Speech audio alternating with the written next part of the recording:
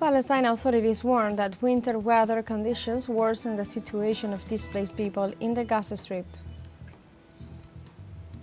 Police in Kenya's capital, Nairobi, fired tear gas on Monday to disperse protesters who were demonstrating against alleged abductions of government critics.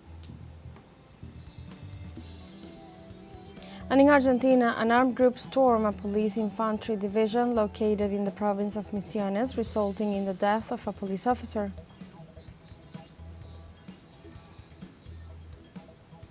Hello and welcome to From the South. I'm Alejandra Garcia from teleSUR Studios in Havana, Cuba. We begin with the news.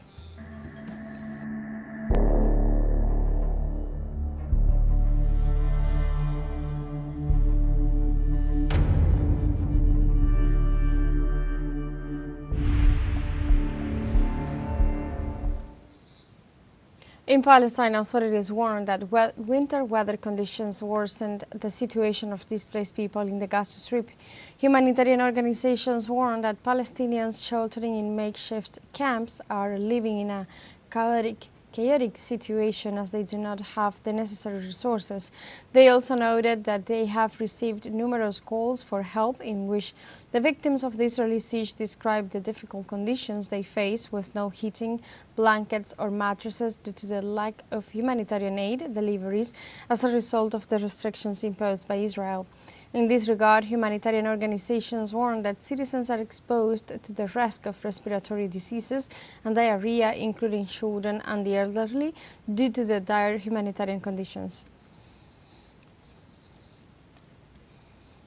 In Palestine, a few hours before the end of 2024, joy, peace and family union, characteristic of this holiday season, are clouded by the shadow of the genocide perpetrated by the Israeli regime.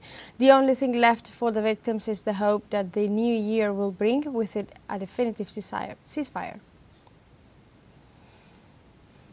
The so-called Holy Land, cradle of the baby Jesus, to celebrate the Nativity represents a luxury that Palestinians cannot afford.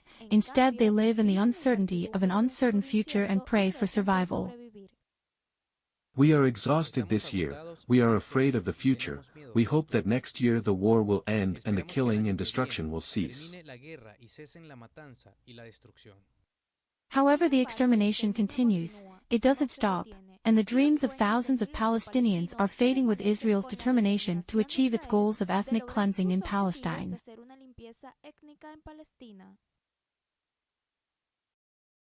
I hope to see my son educated and married and with a beautiful home, but with the war here in Gaza since 2023, all these wishes have gone up in smoke.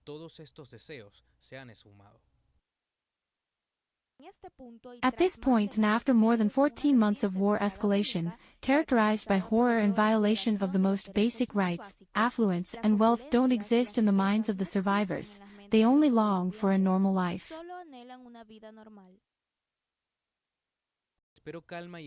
I hope for calm and stability, that we become a stable and peaceful country, and live like everyone else in the world. We look to God for that, and for the reconstruction and return to a normal life. More than 40,000 people killed, massive destruction, famine, thousands more wounded and a total humanitarian disaster are not enough for the Zionist occupier to stop.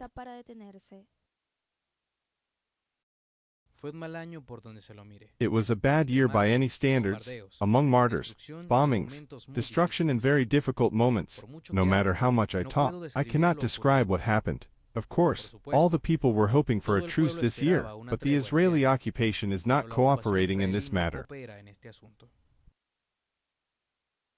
Meanwhile, the people in the occupied territories live in a nightmare, where every day they must struggle not to become another number in the death statistics. And while the world celebrates the arrival of 2025, the Palestinian people are waiting for a miracle to save them.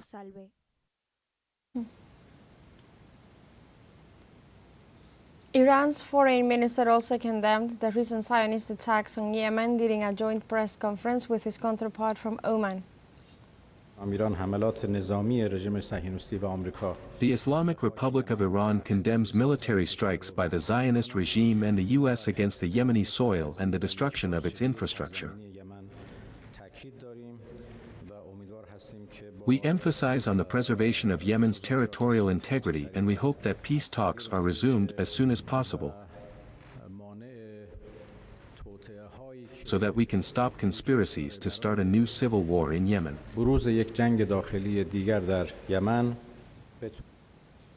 In this context, the Iranian minister also called for the formation of an inclusive government in Syria. Regarding Syria, we had an extensive discussion about the developments in that country.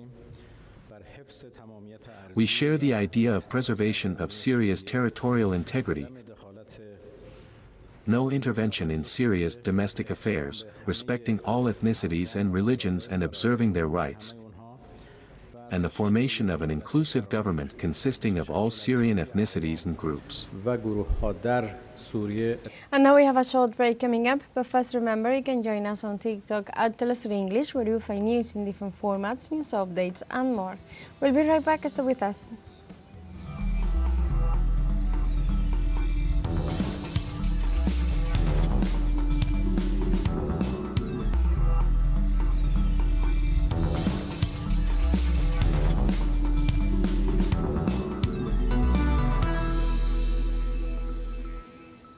Welcome back to From the South.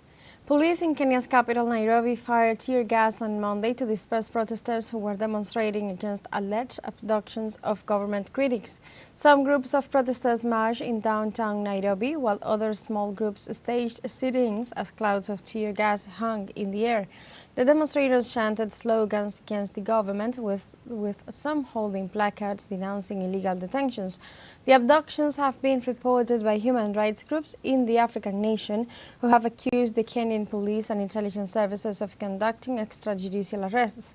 Kenyan authorities have denied the allegations and reaffirmed that the government does not condone or engage in extrajudicial killings or abductions.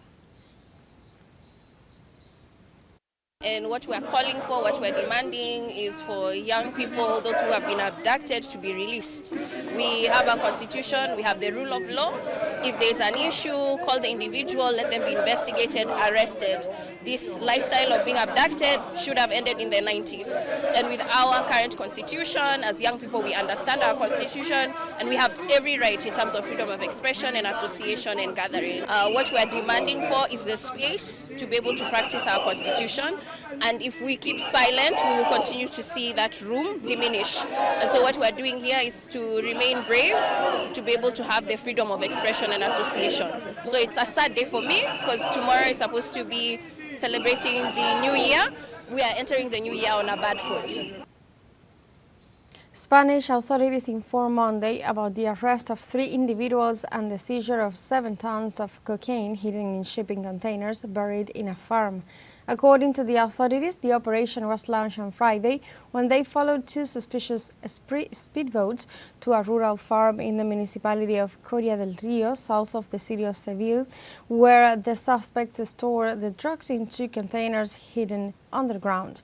3 weapons, including an AK-47 assault rifle and 2 stolen vehicles, were also seized in the operation.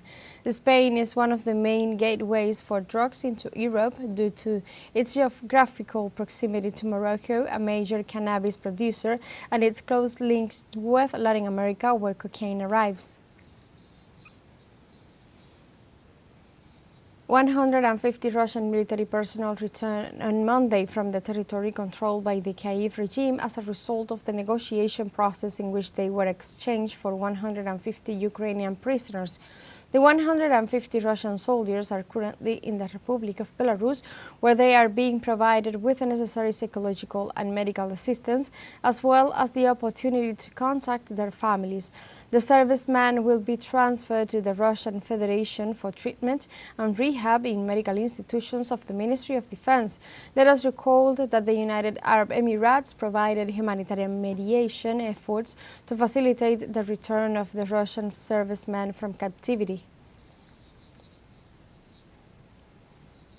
In the Chinese autonomous region of Xinjiang, tunneling was completed on Monday for the Tianshan-Changli Tunnel, the world's longest expressway tunnel built through challenging mountains. The project is a key phase of the Uruguay-Julie Expressway and opens a new link between the region's southern and northern parts, reducing the driving time across the middle section of the Tian Shan Mountains from several hours to about 20 minutes once operational. The construction of the 22.13-kilometer tunnel, which began in April 2020, has faced several challenges such as extreme cold, strong seismic activity, and strict environmental requirements. The expressway is expected to be fully completed and open to traffic in 2025. The German government accused Elon Musk of trying to influence the national election after the tech billionaire called Chancellor Olaf Scholz an incompetent fool and backed the country's far-right Alternative for Germany party. It is indeed the case that Elon Musk is trying to influence the federal election through his statements. As I said, he is free to express his opinion. One does not have to share this opinion now. I think it's good to point out once again in principle that a voting recommendation is being made here for a party that is being monitored by the Office for the Protection of the Constitution on suspicion of being right-wing extremist.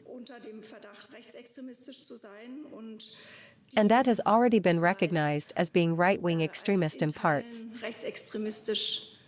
We have a second short break coming up, but before we invite you to visit our YouTube channel at teleSUR English, there you'll be able to rewatch our interviews, top stories, special broadcastings and more. Hit the subscribe button and activate the notification bell to stay up to date on the world's most recent events. Find a short break, don't go away.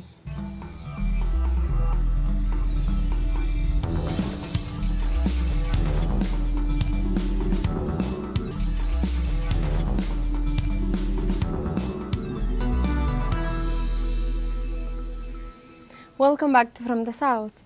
In Argentina, an armed group stormed a police infantry division located in the province of Misiones, resulting in the death of a police officer. The raid took place at the facilities of the infantry division of the regional unit 3rd, located in the city of El Dorado, where the criminals attacked the officers on duty at the facility and stole 2 rifles and 2 shotguns. The Forensic Police General Department carried out examinations to collect evidence and advance in the investigation to identify the perpetrators of the crime and determine the motives that triggered the incident. Initial investigations data indicate that the possible culprits are a group of armed individuals who entered the country from Paraguay through a restricted border crossing. The President of Mexico, Claudia Sheinbaum, assured on Monday that the process of transformation of the country has significantly advanced in 2024. The President stated that during the year 2024, the Mexican people choose the continuity of the movement initiated by former President Andrés Manuel López Obrador, and for this reason, she expects that in 2025, this process will continue. The head of state also highlighted the approval of the reform of the judiciary, which includes the election of judges by popular vote. Finally, Sheinbaum announced that on January 2nd, she will present a report on the balance of 2024 in economic, social and political terms.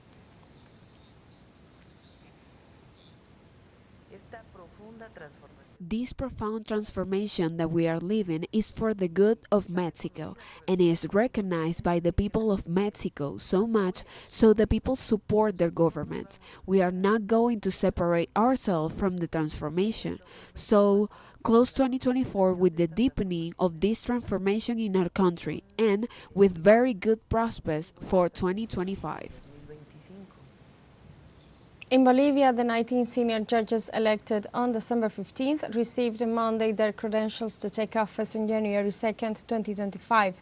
The event took place in the auditorium of the Central Bank of Bolivia, where the president of the Supreme Electoral Tribunal, Oscar Hasenfeld, praised the high citizen participation in the polls and the number of valid votes, which accounted for 65% of the total cast, as opposed to the 35% nullified. Hasenfeld asked the new judges to administer justice with equity within the strict framework of the law and without any political, economic or other form of pressure. Venezuela rejected the legitimate action of the Argentinian federal judge Ariel Lijo against the government of Nicaragua in a lawfare operation that attacked that legitimate and sovereign government. Through a communique, the Venezuelan government pointed out, this ridiculous action, based on falsehoods of agents aligned to Western hegemonism and anti-Sandinista opposition sectors, shows Argentina's use of its judicial system as an instrument of intervention. Such aggression responds to a systematic strategy that seeks to undermine the sovereignty of independent states and justify the imposition of unilateral coercive measures in the name of alleged human rights principles. The text also highlighted the Bolivarian Republic of Venezuela rejects the use of universal jurisdiction for political purposes, a maneuver that violates the fundamental principles of sovereignty and non-interference in the internal affairs of states warranted by international law. Venezuela concluded the document by stating, "We reiterate our unwavering solidarity with the people and government of Nicaragua, led by President Daniel Ortega and Vice President Rosario Murillo, in their struggle for the defense of sovereignty, social justice and self-determination of the peoples. We raise our voice together with the free nations of the world to reject any attempt of intervention disguised as legitimate."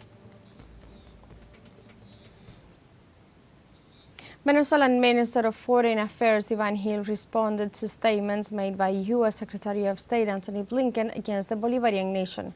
In a statement released on his Telegram channel, the minister expressed, "Mr. Blinken, promoter and defender of fascism in Venezuela, your words are not surprising coming from an official of an outgoing and failed government that will go down in history as one of the most incompetent and harmful leaderships in U.S. foreign policy." The communique continues, "Blinken's desperation leads him to support the worst opposition that Venezuela has known in the last 25 years, nothing but terrorists without leadership nor popular support, and complicit in every defeat suffered by the U.S. According to Minister Hill, for 4 years, the United States has failed in its plan against Venezuela, and this time will be no different. Our people and government continue to stand with dignity, guaranteeing prosperity, advancing in the construction of a sovereign and independent country." The communique concludes, "Be well aware that the Bolivarian people of Venezuela do not accept lessons or pressures from anyone, even less from those who have achieved nothing but failure. Bye-bye, Blinken." And we have come to the end of this news brief, but you can find this and many other stories on our website at telesurenglish.net and join us on social media. We are on Facebook, X, Instagram, Telegram and TikTok as well. For TeleSUR English, I'm Alejandra Garcia. Thank you for watching.